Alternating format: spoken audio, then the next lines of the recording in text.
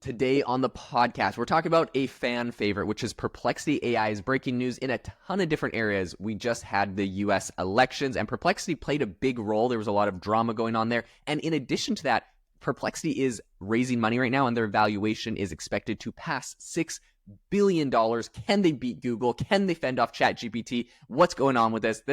There's a lot going on in this story, so I'll kick this over to you, Connor. I guess take a bite. What's the most interesting thing happening with Perplexity this week for you?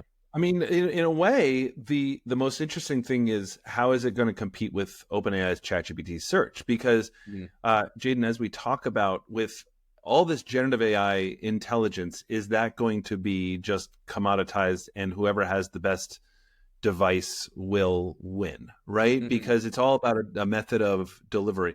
And so from that respect, I was just interested to see how Perplexity's valuation is skyrocketing yet again. Guys, if you follow the valuation of these companies, it's not like, oh, they're ticking up.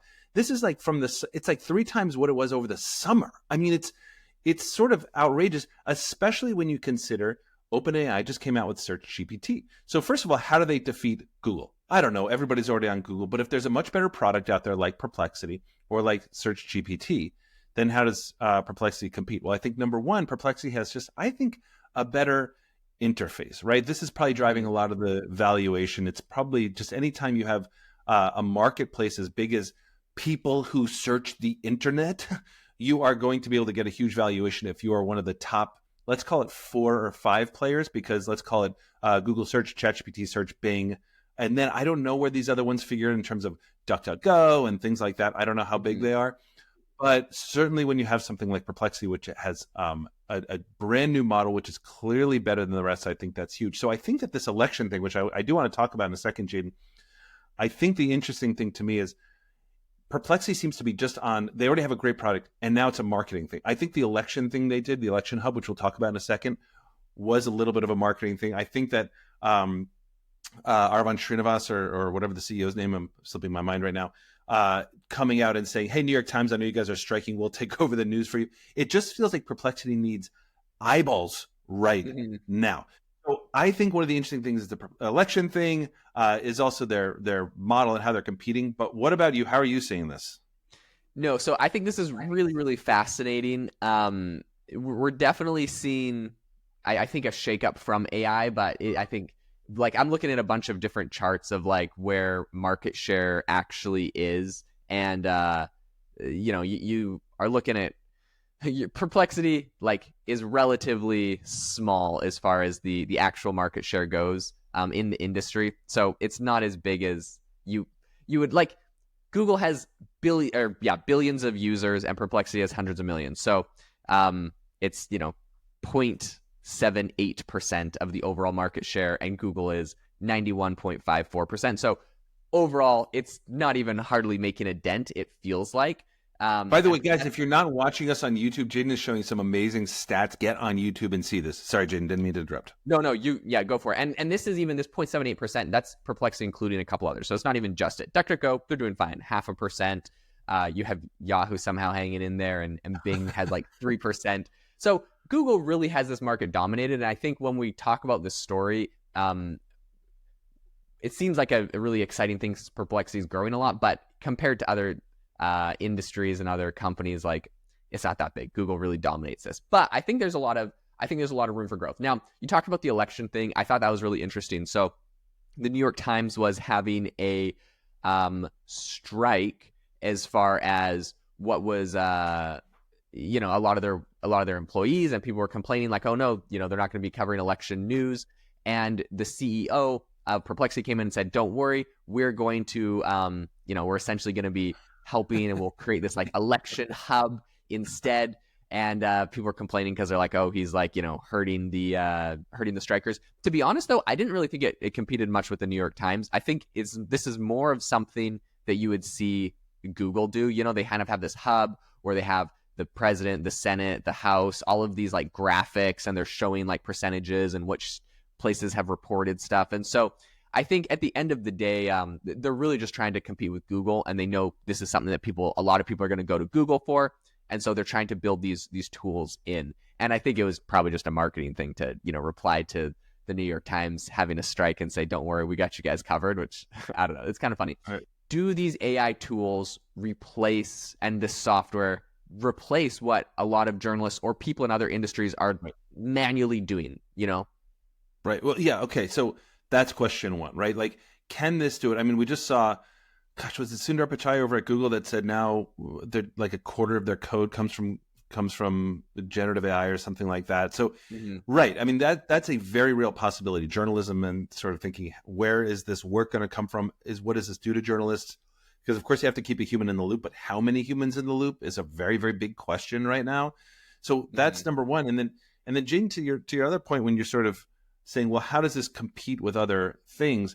This is such an interesting question to me. So I was talking to Forbes about this the other day, like a few days before this came out. They were asking me about like, well, what do you think of this election hub that Perplexity put out? So I really test drove it. And it's funny because what Perplexity was trying to do was something that I think is very admirable, and yet it's up to the user to decide if it worked. And I'll tell you my verdict in a second. But essentially what it said is go to our election hub. It'll show you who's running for what office. You put in your zip code, who's running for what office, and then what is on the ballot, and it explains it out. And then it says where you can vote, where you can register.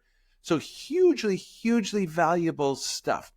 Now, I had a little bit of an issue with it because overall, I thought it was a great product. I thought it got a lot of eyeballs on Perplexity. Perplexity was taking a big swing trying to create unbiased news sources out of an LLM, which is very hard to do because it really depends. So the way they did it was they ragged, meaning retrieval augmented generation, which means they just pulled from a couple of very discrete sources. So it pulled from AP and another like People Vote or something. Apologies to the organization. I can't remember exactly where they pulled it from.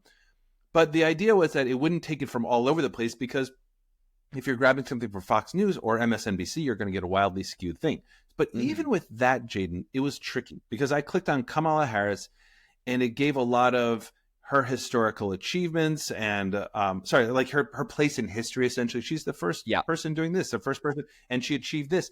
And then if you clicked on Trump, it said still nothing negative, but did focus on he disputed the election and nothing historic about his candidacy or anything like that. Now you can argue, well, it's not as historic as Harris's, and I agree with you. But still, the tone of it was still different. Now, I know that's nitpicking a little bit, but I think that if they can crack that and say, hey, give me just the facts, non-editorializing, I think Perplexity is onto something here, you know? I think they're onto something. And if you're watching this, like you can see the results. They're building this kind of hub. I think it's really impressive.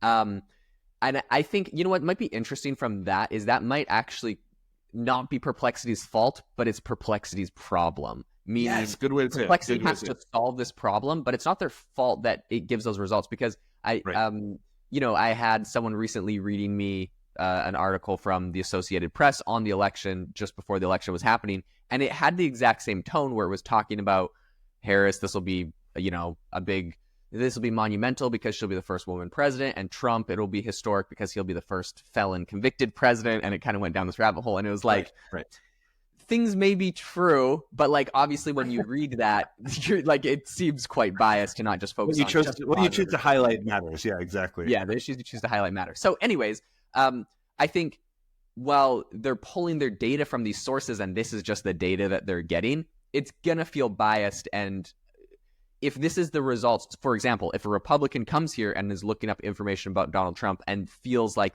it's just showing negative stuff, they're going to say, okay, I don't trust this. I'm not using this again. And maybe a liberal would come and see that and be like, oh, that's what I believe, so I trust this now. But the problem is Perplexity is never going to get the trust of the full country if they can't make it feel unbiased to everyone. And so I think, while it's not their fault that they're grabbing data from a source that gives them that, it is their problem to deal with because they're just not going to successfully be able to do it. Regardless of anyone listening's opinions on any of that stuff, the fact of the matter is Perplexity will not be successful in their endeavor to have everyone use their tool if they don't solve that. So it is a little bit tricky, but I do think they're doing a great job trying to solve this problem. Yeah, okay. So let me ask you this then, Jaeden. Do you think that's what people want? Right? So because what you and I talked about when we're trying to test out, where is AI going? I get asked this a lot. You get asked this a lot. I think the idea is it's going to hyper-personalization, right? I mean, everybody has their own tool, but that has its difficulty too. So what I think you and I want, because I think we're fairly reasonable people, even though we don't agree on all things, of course. I think you and I are both sort of seeking some kind of baseline truth. It's like, okay, here are the facts, and then you can make your opinion out of the facts. But what I don't want is skewed facts and skewing my opinion. But I don't know if a lot of the country wants that. I think they just want to hear what they want to hear. So I'm not even sure people want this. Do you know what I mean? And I bring that up because if Perplexity is saying, hey, we're going to give you the unbiased thing, it's sort of like on Twitter, the person who's rational and reasonable does not get the likes. The person who's like, you know who's a fascist, this guy, or you know who's like going to destroy the thing, like this woman, right? That's who gets the click. So I don't know if Perplexity from a market standpoint can win with that approach if that's what they're going for, you know? I know. Politics is so tricky. And I think at the end of the day, they're going to build plenty of other tools with this concept in mind. That being said, I don't think this tool is going to change anyone's mind or anyone's like, I got my information on where to vote from Perplexity. Like, I don't think that will ever happen. So I think what the play is, regardless of what people want, is to build a tool that seems unbiased. It's not putting any horse in the race, and it's just trying to be maybe fair. Here's 5 things that are good about each candidate. Here's 5 things that some people criticize about each candidate. You just give them the same amount, so at least it seems fair. Criticism's fine, but it's got to be fair. So it's got to be leveled on both sides. If they can do that, well, this isn't going to sway anyone's opinion. I think what it does is it will increase confidence in the model overall. So, like, if I saw this and I felt like, okay, they were equally fair to both sides of this party. I believe in X side of the party, but because I believe they're fair about this, all the results I get about everything else I'm using this tool for, I'm going to feel fair about. So I think that's probably the answer, and that's what they should go for, is just to make it balanced so that people trust them, because there's a deep distrust, I would say, probably from a lot of conservatives that I've seen on Twitter about, and whether that's warranted or not, like it might be, not justified or whatever, but it seems like there's a deep distrust for AI models. People are concerned. They come out of a part of the country that's liberal. Maybe I'm conservative. And so they're going to put liberal stuff into the model, biases that I don't agree with. And I think we want to move away from people having those concerns. And the best way to do that is to try to make these very like clearly political tools, make them seem level. If we can do that, people will trust the tools, and then Perplexity will thrive a lot more. Yeah. Okay. I think that seems fair. Yeah. Anyway, listen, guys, Perplexity is on the rise. Check it out. It is a great tool. We're going to see how well they perform against Google and ChatGPT. But most importantly, this is all about educating all of us together, and we're all kind of learning together here. So if you enjoyed this podcast, I know you hear it a million times, but here we are, guys. We have a huge favor to ask. Would you consider leaving a rating and review? It would really mean the world to us. We read every single one. It would make us unbelievably happy. I'm just going to throw that out there. It would be an incredible November treat for us. Thank you for joining us, and we hope you have an amazing rest of the day.